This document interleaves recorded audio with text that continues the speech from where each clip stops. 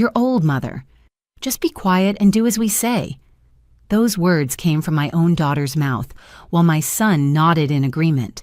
They had no idea that in the next 72 hours, I would erase their names from every single account, trust, and beneficiary list I controlled. By Wednesday morning, their credit cards started declining one by one, and that was just the beginning. My name is Patricia Walsh, and I'm 73 years old. Before I tell you what happened, I'd love to know, where are you watching this from? Drop your city or state in the comments. It helps me know I'm not alone in this, because what I'm about to share with you is something I never thought would happen in my own family. But it did. And maybe some of you have faced something similar. Let me take you back to where this all started. I was married to my husband, Robert, for 47 years. He passed away 3 years ago from a heart attack, sudden and devastating. Robert was a careful man, a planner. We'd built a good life together.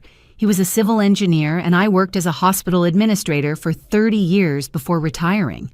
We saved, we invested, we were smart with our money. When Robert died, he left me comfortable, very comfortable. The house was paid off, we had investment accounts, life insurance, rental properties. I'm talking about assets worth just over $3 million. I had 2 children. My daughter, Jennifer, was 46, worked in marketing for a tech company, married to a man named Derek who ran his own consulting business. My son, Michael, was 43, a sales manager, married to a woman named Amber who didn't work but called herself a lifestyle influencer. Both couples had children. Jennifer had 2 teenage boys. Michael had a 7-year-old daughter. After Robert died, I went through that horrible fog of grief. You know the one, where you're just moving through the days, barely functioning. My kids were supportive at first. They came to the funeral, helped sort through Robert's things, made sure I was eating. I appreciated it. I really did. But then, things started to shift. It started small. Jennifer began commenting on my spending. I'd bought myself a new car. Nothing extravagant, just a reliable Lexus SUV because my old sedan was 12 years old and starting to have problems.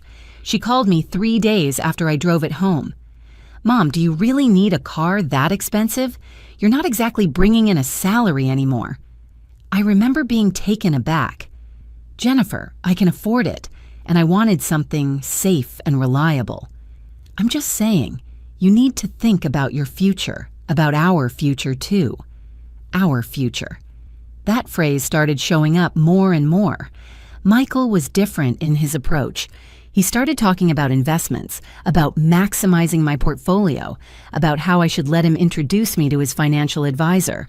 Never mind that I'd been managing money successfully for decades. Never mind that Robert and I had built our wealth specifically because we were careful and educated about our finances. "Mom, you're going to lose money if you don't let professionals handle this," he'd say. "You don't understand how complicated things are now." I understood perfectly well. I had a degree in business administration, had managed hospital budgets in the millions, had made our investment decisions alongside Robert for years. But apparently, turning 70 meant I'd lost all capability in their eyes. The visits increased. Jennifer started showing up unannounced, going through my mail, asking about my bank statements.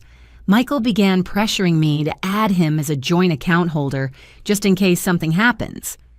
Amber started making comments about how big the house was for just one person, how I should think about downsizing, how they could help me find a nice little condo. A nice little condo. I lived in a 4-bedroom house that Robert and I had bought 30 years ago that held every memory of our marriage, that I loved.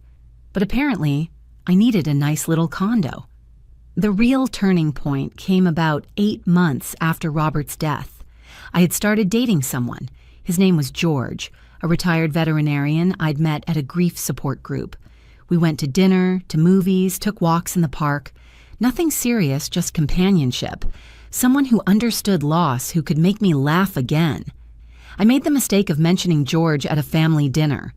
Jennifer's fork clattered onto her plate. "You're dating? We're just friends, spending time together." "Dad's barely been gone a year." Her voice went shrill.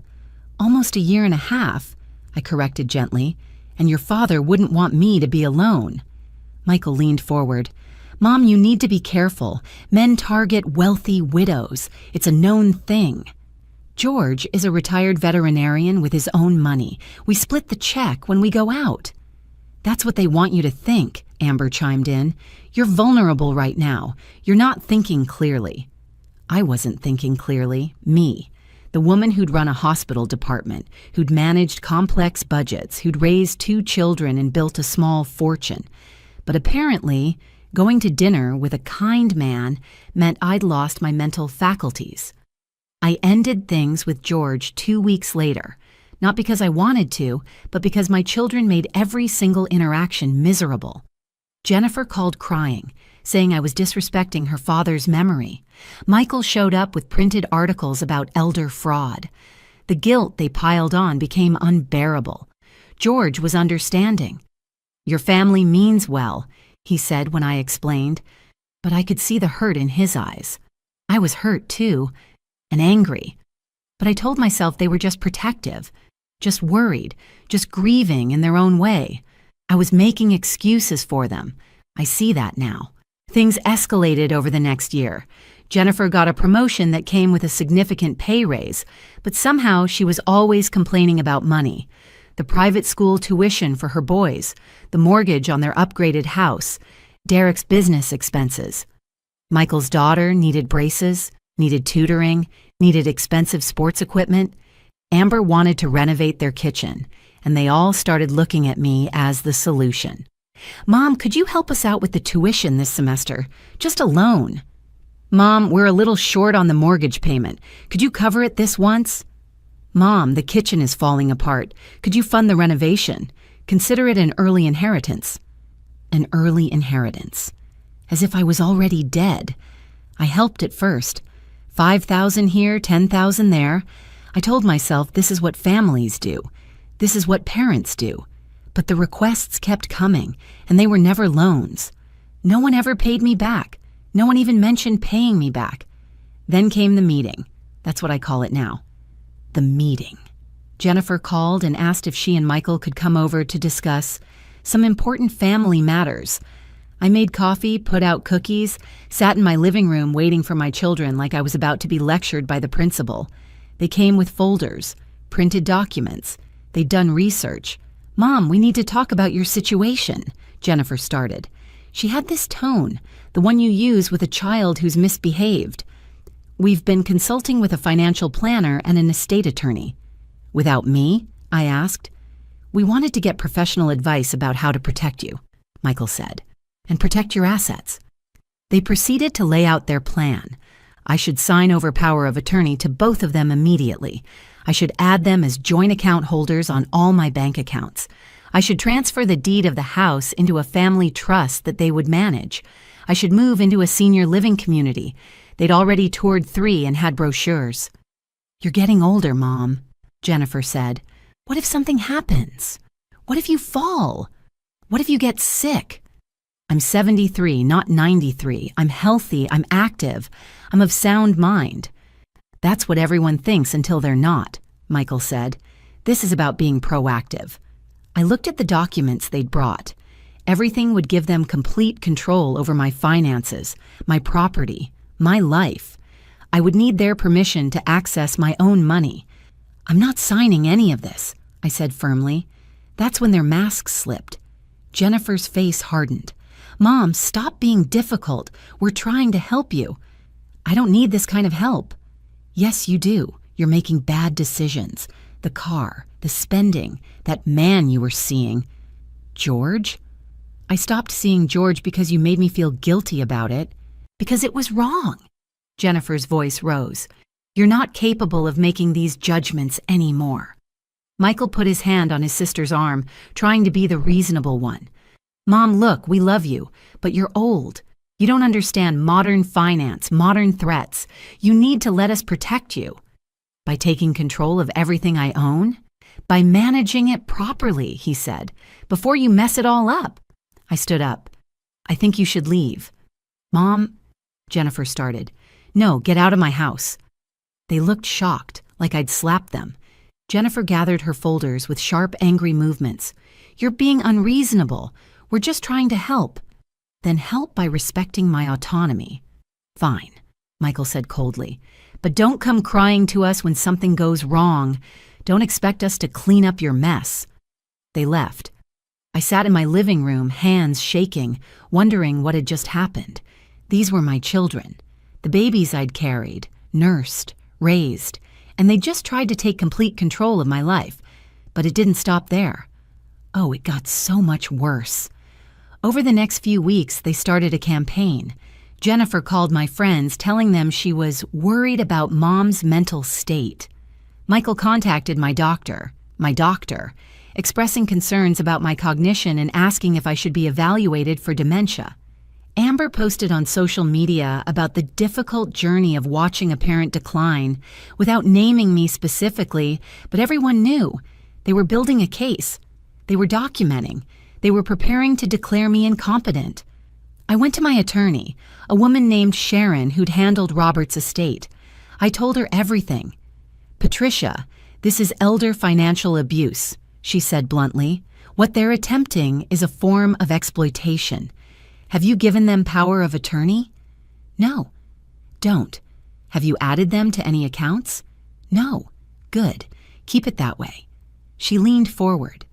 "I'm going to be direct with you. Your children are circling like vultures.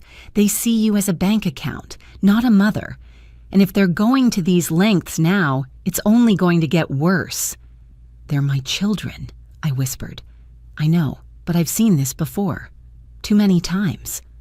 That night, I couldn't sleep. I kept thinking about everything they'd said, everything they'd done, and I realized they didn't love me. Not really. They loved my money. They loved what I could give them. But me? The actual person? I was just an obstacle to their inheritance. The final straw came 3 weeks later. I had made plans to take a trip, a river cruise through Europe that I'd always wanted to do with Robert, but we'd kept putting off. I was going to do it now, for both of us. 2 weeks, all expenses paid from my travel fund. I was excited. I felt alive for the first time since Robert died. I mentioned it at dinner with Jennifer and Michael. I thought they'd be happy for me. Jennifer put down her wine glass. "How much is this costing?" "That's not your concern." "Everything you spend is our concern, Mom. That's our inheritance you're blowing." Our inheritance. Like I was already gone. Like my money was already theirs. I'm allowed to spend my own money on things I enjoy. "You're being selfish," Michael said. "Do you know what we could do with that money? Sarah needs braces. Jennifer's boys need college funds. But you're going to waste it on a vacation?" Derek, Jennifer's husband, leaned back in his chair. "Patricia, I think what they're trying to say is that at your age, these kinds of frivolous expenses aren't wise. You need to preserve capital." "Frivolous?" My voice was ice. "Experiencing the world is frivolous?" "You've already traveled," Amber added, checking her phone. "You and Robert went places. Why do you need to do it again? Just watch travel videos on YouTube." Watch travel videos, instead of actually living. It's not a waste, it's my life. "You don't have that much life left," Jennifer snapped. The room went silent. Even she looked shocked she'd said it out loud. "What I mean is—" She started. "I know what you mean." I stood up. "I think it's time you both leave." "Mom, sit down," Michael said. His voice had changed, harder. "We need to settle this. You're going to cancel that trip. You're going to sign over power of attorney, and you're going to stop fighting us on this." "No." Jennifer stood too, and something ugly crossed her face. "You're old, Mother. Just be quiet and do as we say. We're done asking nicely. Either you cooperate or we'll have you declared incompetent and get guardianship. The doctor visits, the concerns we've documented, your erratic behavior. We have enough for a case." The threat hung in the air. Michael nodded. "We've already talked to an attorney. We can make this happen. So you can either do this the easy way, or we can do it the hard way. Your choice."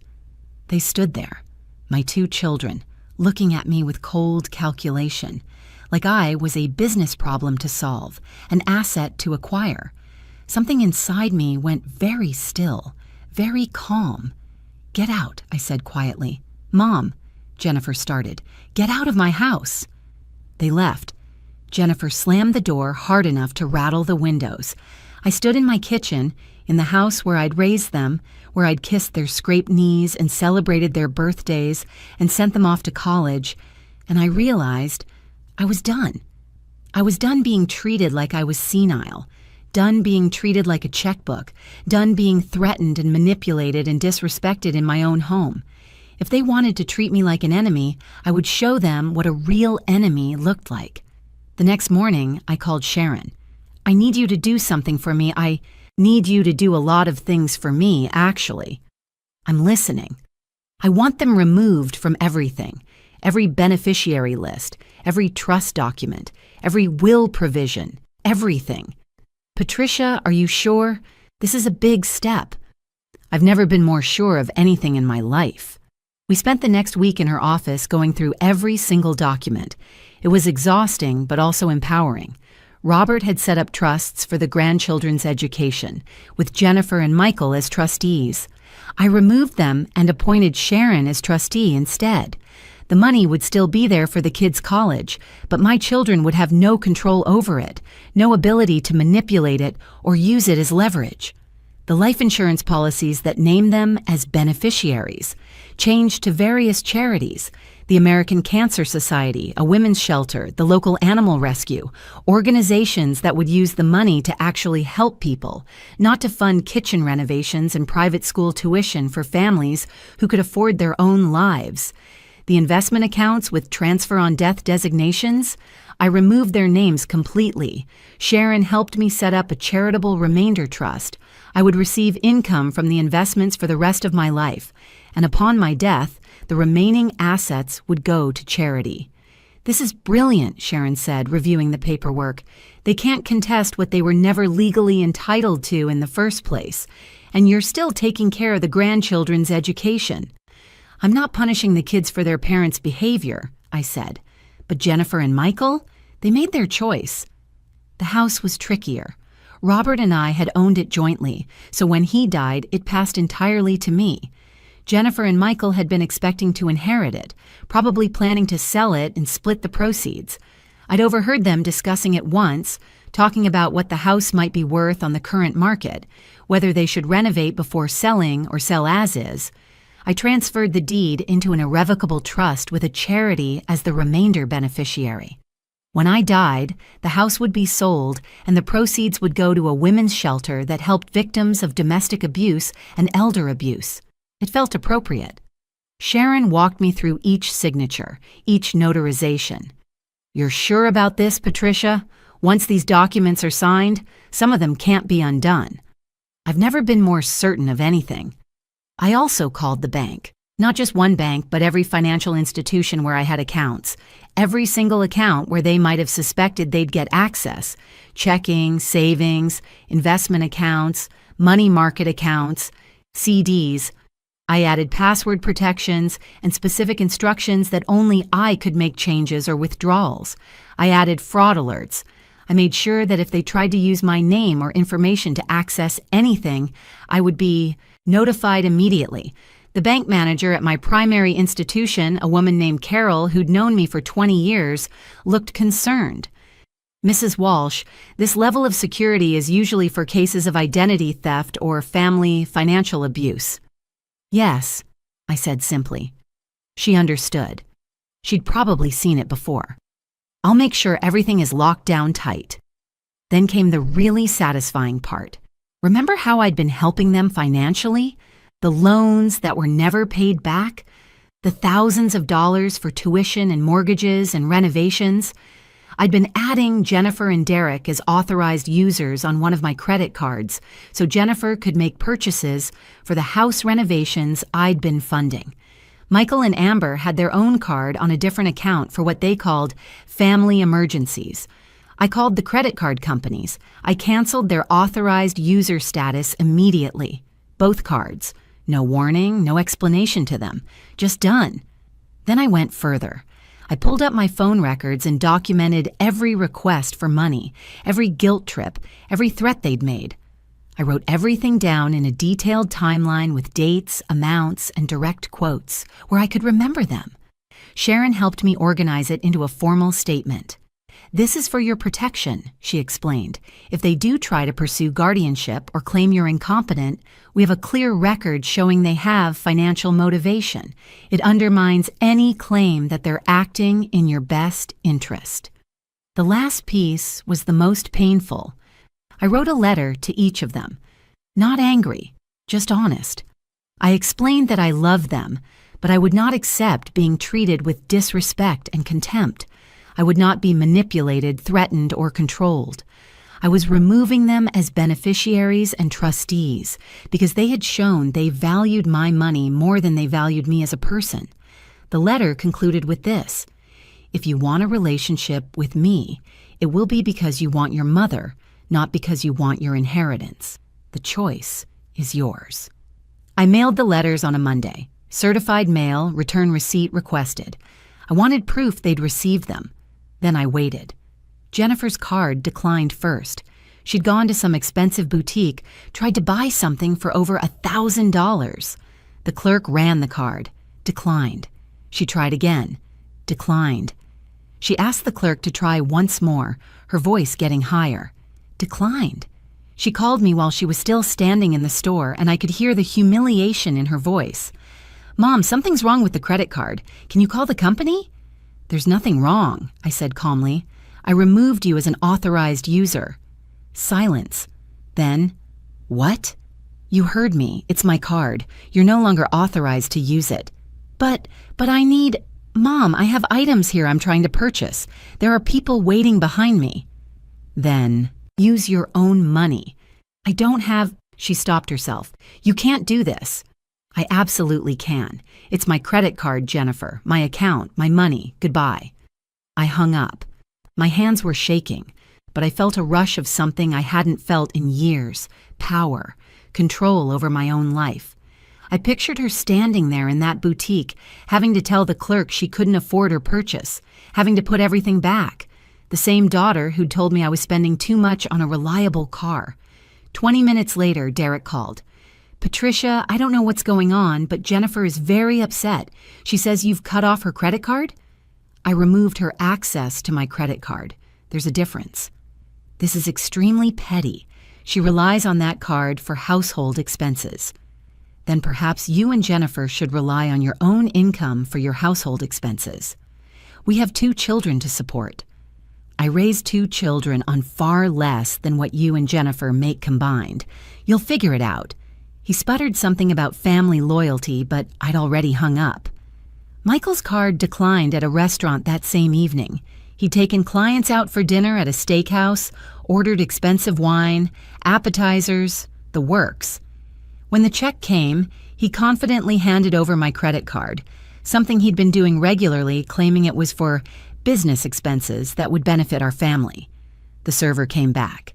"Sir, this card has been declined." Michael's face went red. "That's impossible. Try it again."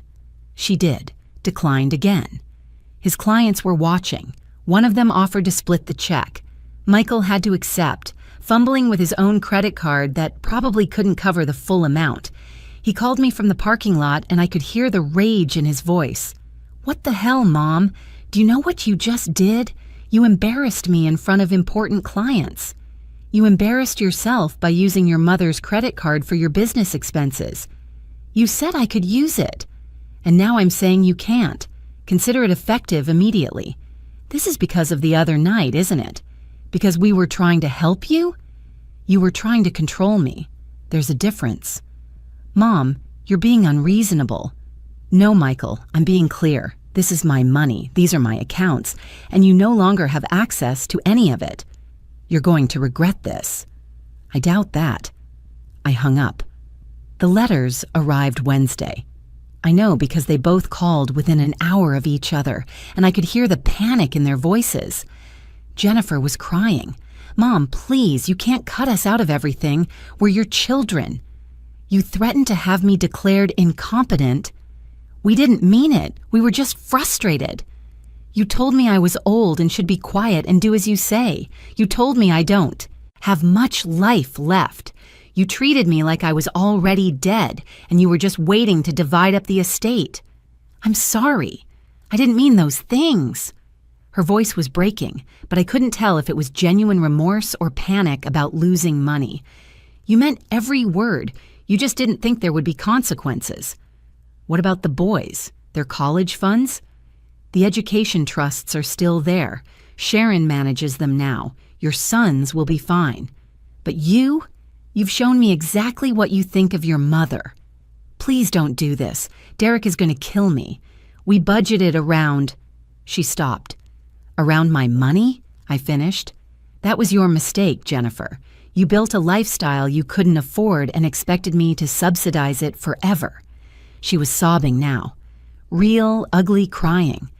Part of me wanted to comfort her, the way I had when she was little and scraped her knee.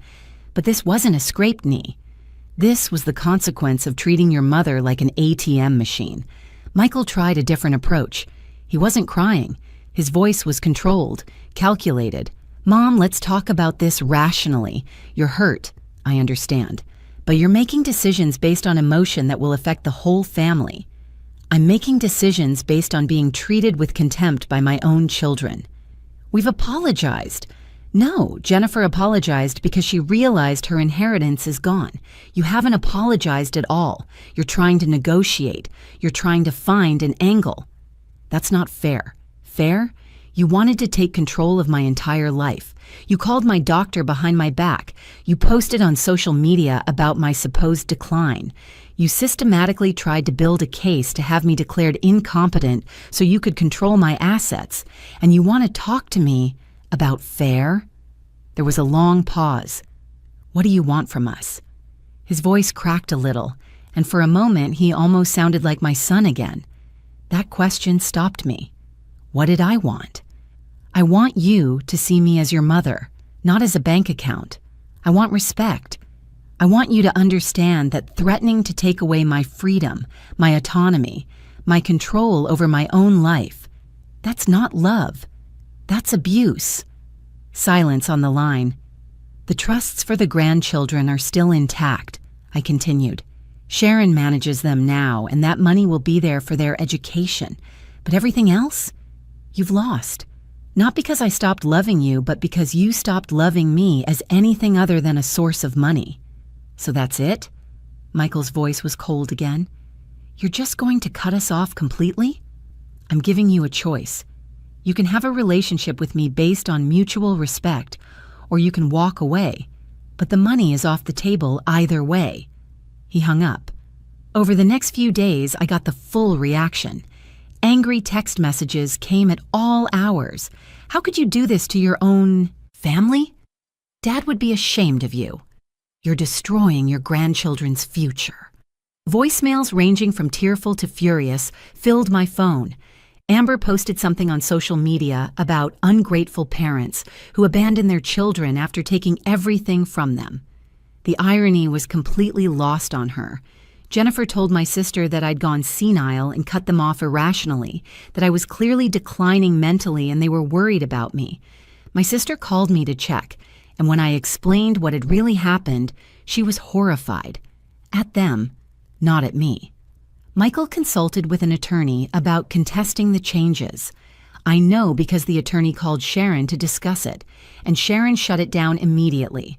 Everything was legal, properly documented, and I had clear mental capacity. The attorney told Michael he had no case. That must have been a bitter pill to swallow. The best part? They'd both been living beyond their means, counting on my money as a safety net. Jennifer had to pull her boys from private school and enroll them in public school. The boys were upset, but honestly, public school was good enough for their mother. It would be good enough for them. Michael and Amber had to cancel their planned kitchen renovation.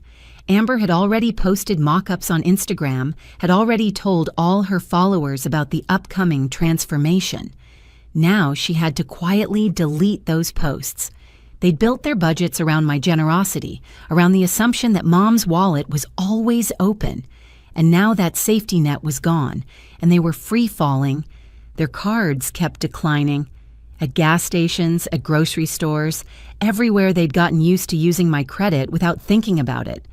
Jennifer called me 3 days after her boutique incident, sobbing that she'd been declined at the grocery store with a cart full of food and her sons waiting in the car. I had to leave everything there, Mom. I had to walk out empty-handed while people stared at me. Part of me felt sympathy, but a larger part remembered her standing in my living room, telling me I was old and should be quiet. You have your own credit cards, Jennifer. They're maxed out. We were using your card while we paid down our balances. Then I suggest you adjust your spending. Amber's Instagram stories became increasingly bitter. Photos of their old kitchen with captions like, "Grateful for what we have," with a martyred tone. Posts about family betrayal and when parents choose money over children. The comments from her followers were sympathetic, of course. They didn't know the truth. Michael's business took a hit, too. He'd been using my card for client entertainment, for expensive dinners and golf outings, building relationships on my dime. Now he had to scale back, and apparently, some of his clients noticed the difference. He sent me a text. "Thanks for ruining my business, Mom. Hope you're happy." I blocked his number. Each declined transaction was a little reminder. This is real. The gravy train has ended. You're on your own now.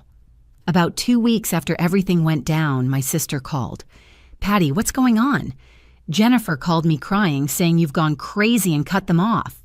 I explained everything. The threats, the manipulation, the attempt to control my life.